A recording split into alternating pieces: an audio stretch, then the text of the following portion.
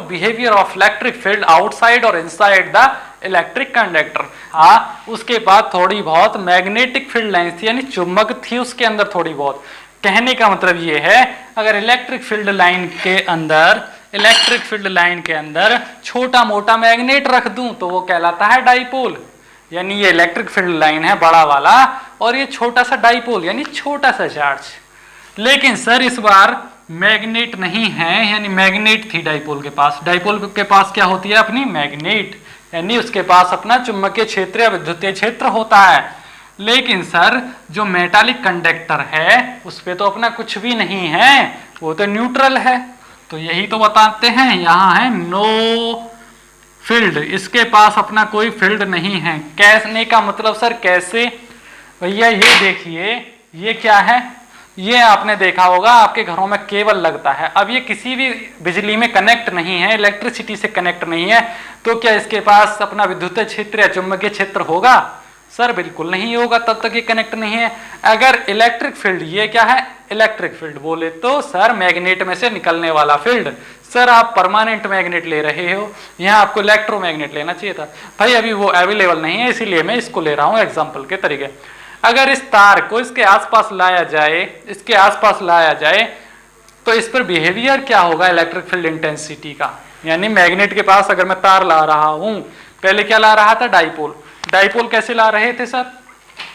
Dipole कहलाता है छोटी सी मैग्नेट, यानी मैग्नेट के पास मैग्नेट लाना, यानी मैग्नेट यानी इलेक्ट्रिक फील्ड लाइंस के पास किसी मैग्नेट को लाना। तो है तो दोनों चुंबक ही। भैया ये बड़े वाली चुंबक ले लो, ये छोटी सी चुंबक ले लो, तो ये कहलाएंगे इलेक्ट्रिक फील्ड लाइन, ये क्या कहलाएंगे? इलेक्ट्रिक फील्ड, और ये कहलाएगा डाइपोल। तो लास्ट केस में हमने पढ़ा कि अगर इलेक्ट्रिक फील्ड के पास यह है बड़ी मैग्नेट, यानी बड़ी चुंबक, हिंदी में चुंबक बोलते हैं इसको, यानी बड़ी वाली चुंबक के पास एक छोटी सी चुंबक को लाया गया था, उस पे हमने इलेक्ट्रिक फील्ड इंटेंसिटी, टॉर्क और फोर्स को समझा था।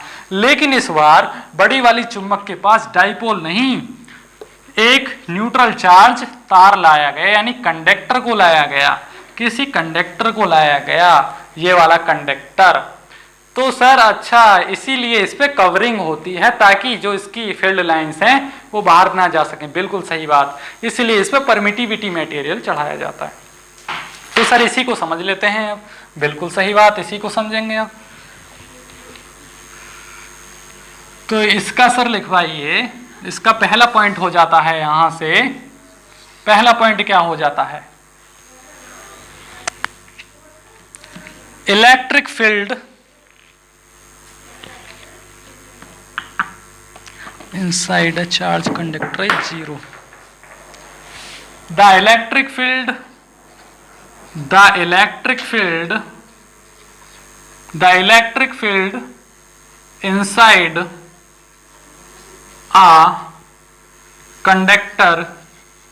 inside a conductor is zero.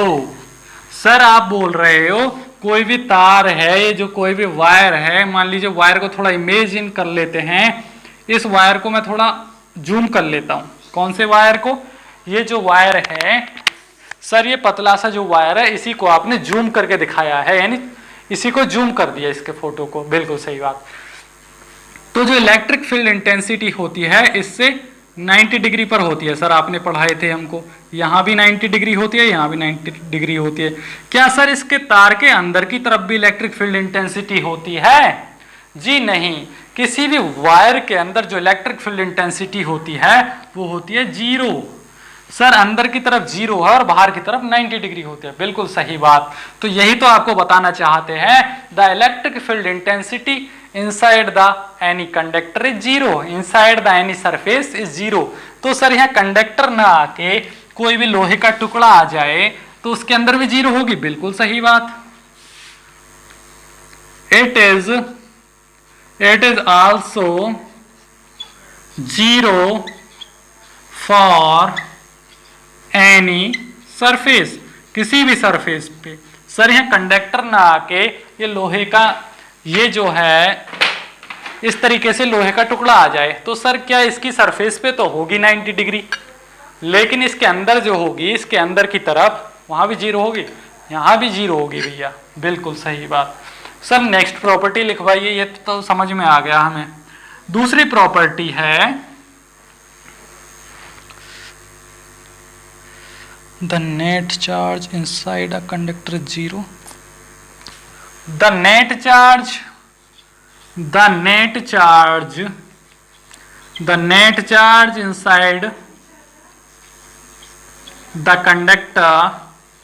inside the conductor is 0।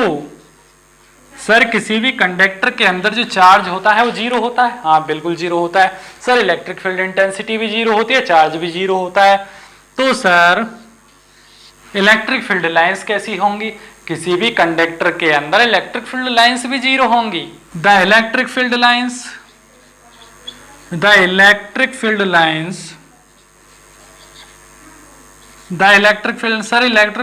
तो फ्लक्स बोल सकते हैं ना, bundles of electric field lines, तो बिल्कुल बोल सकते हैं, इसी को फ्लक्स बोलते हैं।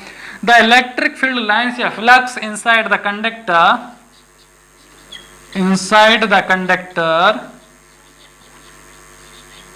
is always 0। तो सर अभी तक समझ में आया, किसी भी कंडक्टर के यानी तार के अंदर इलेक्ट्रिक फील्ड इंटेंसिटी भी 0 होती है, चार्ज भी 0 होता है, इलेक्ट्रिक फील्ड लाइन बोले तो फ्लक्स भी 0 होता है। तो सर उसके अंदर होता क्या है? कुछ होता भी है या सब कुछ 0 ही होता है? बिल्कुल होता है। किसी भी कंडक्टर के इनसाइड में जो पोटेंशियल होता है वो कांस्टेंट होता है। तो ये है पॉइंट। चौथा पॉइंट क्या है? द पोटेंशियल यानी इलेक्ट्रिक पोटेंशियल की बात कर रहे हो सर? बिल्कुल सही बात, यानी इलेक्ट्रिसिटी की बात हो रही है तो इलेक्ट्रिक पोटेंशियल की बात होगी। द इलेक्ट्रिक पोटेंशियल इनसाइड और आउटसाइड any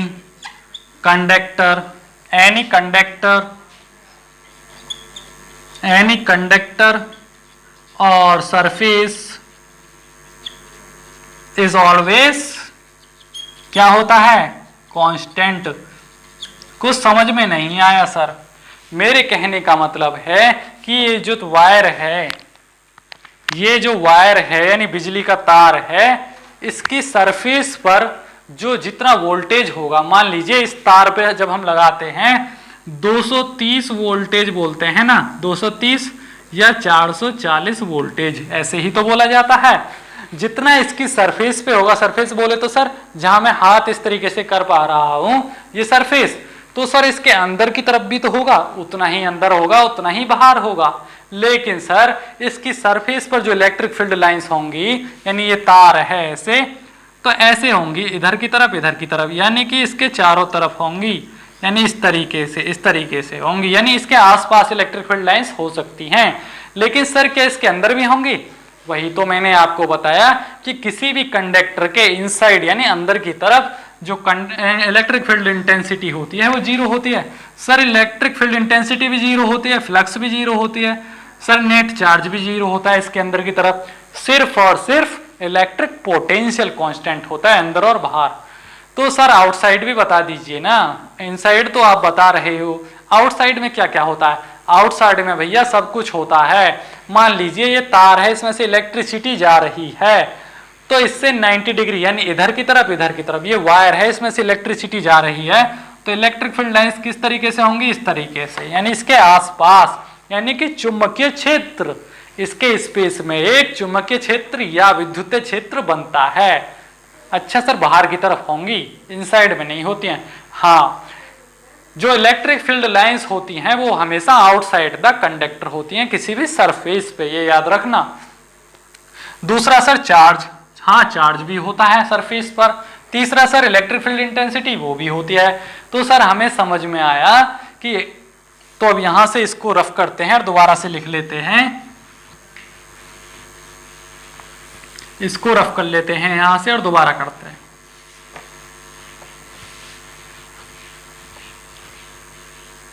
सर इस वायर को थोड़ा जूम करके दिखाइए। मान लीजिए इस वायर को मैं जूम करके इस तरीके से दिखा देता हूं, यानी कि इस वायर का ही फोटो खींचकर मैंने चौड़ा दिया, यानी जूम कर दिया।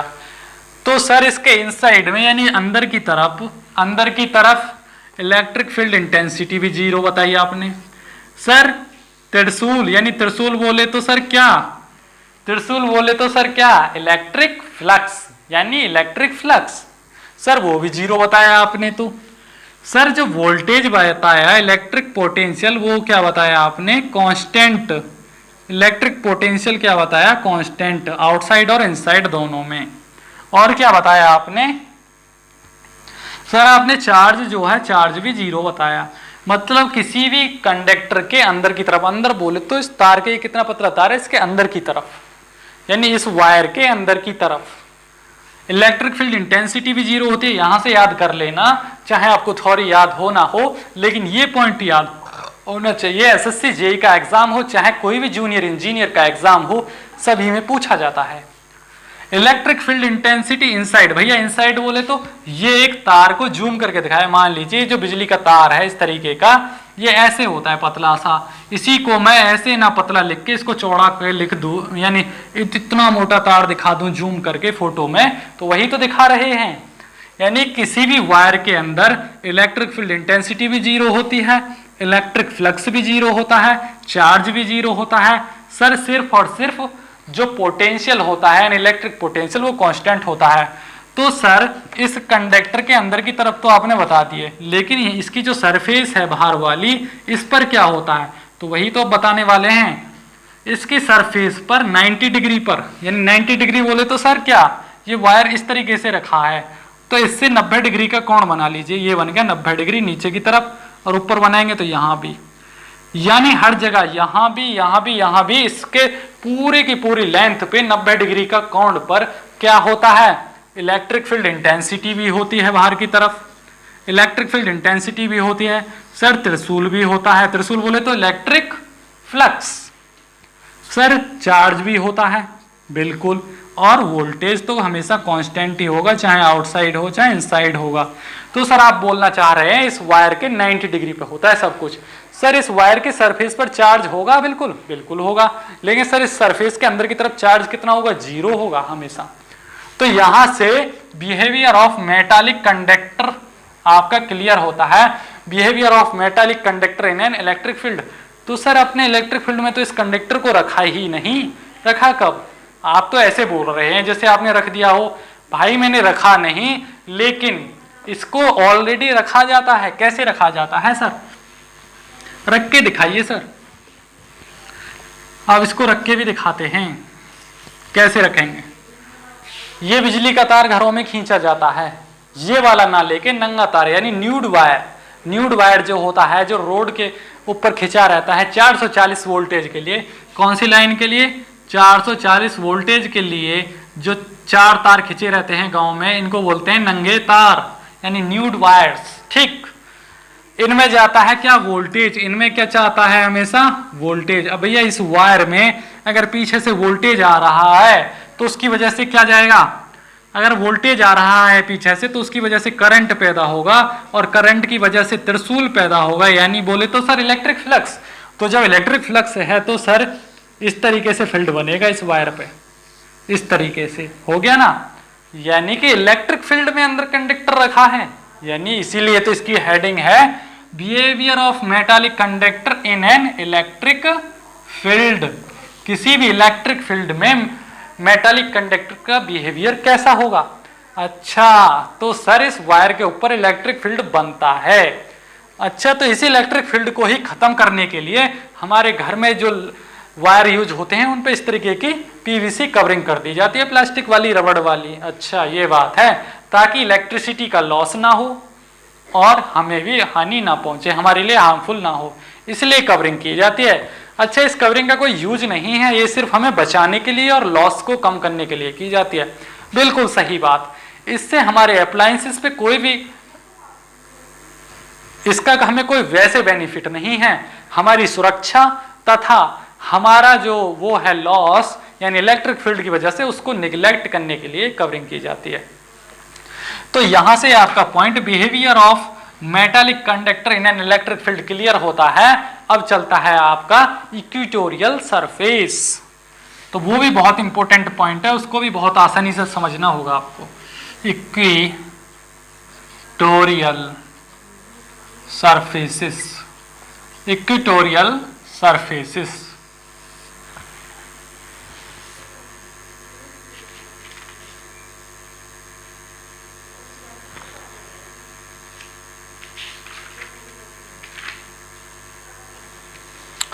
सर इक्वेटोरियल सरफेसेस होता क्या है?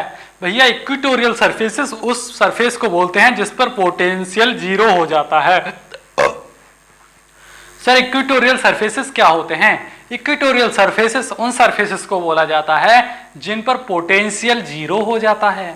यानी कि सर जीरो कहाँ होता है? माइंड लगाइए, जीरो वहां होता है जहां इलेक्ट्रिक फील्ड लाइंस पैरेलल चलती हैं, वहां सर स्टेबल इक्विलिब्रियम होता था और वहां क्या होता था? टॉर्क जीरो हो जाता था, यानी जनरेटर का घूमना बंद हो जाता था और पोटेंशियल जीरो हो जाएगा। अच्छा, तो सर ऐसी सरफेस कहाँ मिलेगी? बिल्कुल दिखाते हैं। ये क्या है? लोहे का टुकड़ा। अगर इससे इलेक्ट्रिक फील्ड लाइंस ऐसे आ रही हैं तो ये क्या है? 90 डिग्री। भैया इस तरीके से है और इस पे ऐसे आ रही हैं इस तरीके से, तो एक सरफेस की लाइन इस तरीके से है, यानी इस तरीके से, और लाइन ऐसे आ रही है, तो इनके बीच में कितने डिग्री का कोण बना? नीचे भी 90 डिग्री और ऊपर भी 90 डिग्री। तो इसी को तो परपेंडिकुलरी टेंजेंशियली या नॉर्मली बोलते हैं। यानी किसी सरफेस पर अगर इलेक्ट्रिक फील्ड लाइंस 90 डिग्री का एंगल बना रही है तो वहीं क्या होगा? टॉर्क होगा। टॉर्क भी होगा, ऐसी जगह टॉर्क भी होगा, वोल्टेज भी होगा, पोटेंशियल भी होगा, पोटेंशियल भी होगा और वर्क डन भी होगा। यानी कि सारी चीज, यानी इलेक्ट्रिक फील्ड इंटेंसिटी वगैरह सब कुछ होगा। और सर अगर इसी सरफेस से पैरेलल लाया जाए इलेक्ट्रिक फील्ड लाइंस को, पैरेलल कैसे आएंगे? ऐसे पकड़ रखा था पहले सर आपने सरफेस को, अब आपने इसी सरफेस को ऐसे कर दिया और इलेक्ट्रिक फील्ड लाइंस भी इधर से आ रही थी, यानी सरफेस को ऐसे कर दिया भैया, ऐसे कर दिया, और इलेक्ट्रिक फील्ड लाइंस भी ऐसे आ रही हैं, तो इसके बराबर से निकल गई। तो बराबर से निकलने का मतलब होता है सर पैरेलल, यानी समांतर निकल गई। और पैरेलल पे तो सर कुछ भी नहीं होता है। हमने डाइपोल में पढ़ा था कि 0 डिग्री का एंगल बनता है और 0 डिग्री का मतलब है नो वर्क, यानी स्टेबल इक्विलिब्रियम, यानी टॉर्क भी जीरो हो जाता है, वर्क डन भी जीरो हो जाता है और पोटेंशियल एनर्जी भी जीरो हो जाती है। तो सर जब पोटेंशियल एनर्जी ही जीरो है तो सर वोल्टेज का तो फॉर्मूला ही पोटेंशियल एनर्जी से बनता है, V = W/Q। तो सर जब ये है पोटेंशियल एनर्जी, तो सर जब वोल्टेज का फॉर्मूला ही पोटेंशियल एनर्जी से बनता है तो सर वोल्टेज भी जीरो हो जाएगा ना। बिल्कुल सही बात। तो यहाँ क्या होगा? आपका वोल्टेज जीरो हो जाएगा और यहाँ वोल्टेज होगा, यहाँ वोल्टेज होगा। तो सर आपने बताया यानी पोटेंशियल जीरो हो जाएगा, वोल्टेज बोले तो पोटेंशियल।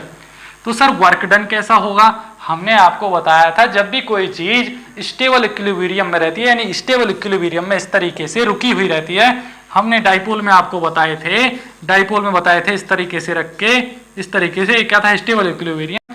जब भी कोई चीज रुकी हुई होती है तो क्या वो वर्क करती है? मैं ऐसे खड़ा हूं तो क्या वर्क कर रहा हूं? बिल्कुल नहीं कर रहा हूं यार, यानी मूवमेंट ही नहीं है। वर्क का फॉर्मूला ही क्या है? वर्क का फॉर्मूला क्या है? W = force into distance. Work बराबर फोर्स गुणे डिस्टेंस। अगर कोई भी वस्तु थोड़ा सा भी डिस्टेंस तय कर रही है यानी डिस्प्लेसमेंट हो रहा है तो उसी को क्या बोलते हैं? वर्क, यानी फोर्स के कारण। तो हमें समझ में आया सर जब भी कोई चीज इक्वेटोरियल सरफेस पर होती है, यानी इक्वेटोरियल सरफेस पर इलेक्ट्रिक फील्ड लाइंस कैसी होती हैं? पैरेलल। और पैरेलल का मतलब है सर वर्क डन भी जीरो हो जाएगा और पोटेंशियल भी जीरो हो जाएगा। तो यहां से हमको सर प्रैक्टिकली तो समझ में आ गया। अब इसकी डेफिनेशन भी लिखवा दीजिए। अब यहां से इसकी लिखवाते हैं definition. At any equatorial at any equatorial surface potential is zero। Potential zero तो सर वोल्टेज भी तो जीरो होगा। बिल्कुल सही बात, पोटेंशियल को ही तो जीरो बोलते हैं, यानी पोटेंशियल का ही दूसरा नाम वोल्टेज है, तो वोल्टेज जीरो होगा। और work done, sir work done भी जीरो होगा। Work done is also zero, work done भी जीरो होगा। तो सर टॉर्क कैसा होगा? टॉर्क भी जीरो होगा, टॉर्क भी जीरो होगा, तो सर फोर्स कैसा होगा? फोर्स भी जीरो होगा भैया। यानी सर फोर्स भी जीरो है, पोटेंशियल भी जीरो है। जब भैया मूवमेंट ही नहीं कर रहा है तो तू कहां से वोल्टेज पैदा करेगा? इसीलिए किसी भी जनरेटर को घुमाया जाता है, मूवमेंट कराया जाता है, अनस्टेबल इक्विलिब्रियम पैदा किया जाता है ताकि वो वोल्टेज पैदा कर सके, वोल्टेज पैदा कर सके। यानी वर्क डन करेगा तो पोटेंशियल भी पैदा करेगा और पोटेंशियल एनर्जी भी होगी, टॉर्क भी होगी और फोर्स भी होगी। अच्छा, तो यहां से हमें समझ में आया है किसी भी इक्वेटोरियल सरफेस पर कैसे, दोबारा से बताते हैं। इक्वेटोरियल सरफेस बोले तो सर ये किसी भी जनरेटर का क्या है, इसी तरीके का तो फ्रेम होता है सर, गोल गोल गोल गोल। अगर इलेक्ट्रिक फील्ड लाइंस इसके समांतर हैं, यानी समांतर हैं, तो सर वर्क डन जीरो हो जाएगा। अगर इसके 90 डिग्री पर हैं इस तरीके से, तो तब क्या होगा? वर्क भी होगा, पोटेंशियल भी होगा। लेकिन उसमें थोड़ा फंडा अलग से समझाया जाएगा, उसमें रोटर और स्टेटर का केस होता है, वो आपको जब मशीन वगैरह चलेगा तब समझाएंगे। ठीक है, तो यहां से हमें सर पता चला अगर कोई भी चीज स्टेबल इक्विलिब्रियम में है, स्टेबल बोले तो सर रुका हुआ, रुका हुआ कब होता है कोई भी चीज? अगर सरफेस भी ऐसे है और इलेक्ट्रिक फील्ड भी ऐसे है, यानी 0 डिग्री का एंगल बन रहा है, 0 डिग्री का। अगर कोई भी चीज 90 डिग्री पर है तो इसका मतलब है अनस्टेबल इक्विलिब्रियम। अनस्टेबल बोले तो कार्य हो रहा है, तो जहां कार्य होता है वहां सब कुछ होता है, और जब कार्य नहीं होता है तो कुछ भी नहीं होता है, ना वर्क डन होता है, ना पोटेंशियल एनर्जी होती है, ना ही वोल्टेज होता है और ना ही कुछ होता है। तो इक्वेटोरियल सरफेस पर जो टोटल वोल्टेज होता है, यानी पोटेंशियल होता है, वो जीरो होता है, वर्क डन भी जीरो होता है, पोटेंशियल एनर्जी भी जीरो होती है, टॉर्क भी जीरो होती है, फोर्स भी जीरो होती है, सब कुछ जीरो होता है। तो सर कुछ इक्वेटोरियल सरफेस के एग्जाम्पल बता दीजिए। बिल्कुल बताते हैं।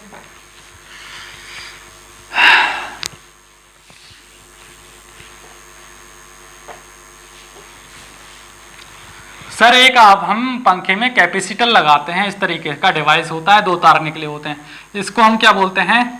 कैपेसिटर। तो सर इसको कैपेसिटर बोलते हैं हम। तो इसमें इस तरीके से एक रोल होता है, ये क्या है? Equatorial surface. इस तरीके से ये क्या है भैया? Equatorial surface. इस तरीके के 2 सरफेस होते हैं, यानी कि एक लोहा ऐसे और एक लोहा ऐसे, इस तरीके से बराबर बराबर होते हैं, बराबर बराबर होते हैं। तो सर अगर इलेक्ट्रिक फील्ड लाइंस इन पे ऐसे आएंगी तो वर्क डन होगा, और ऐसे आने लगी यानी नीचे की तरफ से सरफेस भी ऐसे ही है और ऐसे आ रही हैं, तो इसको बोलते हैं no work done no potential. तो इसलिए पढ़ा जाता है किसी भी इक्वेटोरियल सरफेस पर जो इलेक्ट्रिक फील्ड होता है वो 90 डिग्री होना चाहिए, 90 डिग्री होना चाहिए। किसी भी इक्वेटोरियल सरफेस पर जो वोल्टेज होता है वो जीरो होता है, वर्क डन भी जीरो होता है। तो thank you so much for watching this video. और नेक्स्ट लेक्चर में हम आपको पढ़ाने वाले हैं क्या? Magnetic field. आपका इलेक्ट्रिक फील्ड वाला चैप्टर बिल्कुल समाप्त होता है, यानी इलेक्ट्रिक फील्ड, इलेक्ट्रिक फील्ड का चैप्टर में बहुत कुछ सीखे, यानी इलेक्ट्रिक फील्ड आज समाप्त होता है। अब चलेगा मैग्नेटिक फील्ड।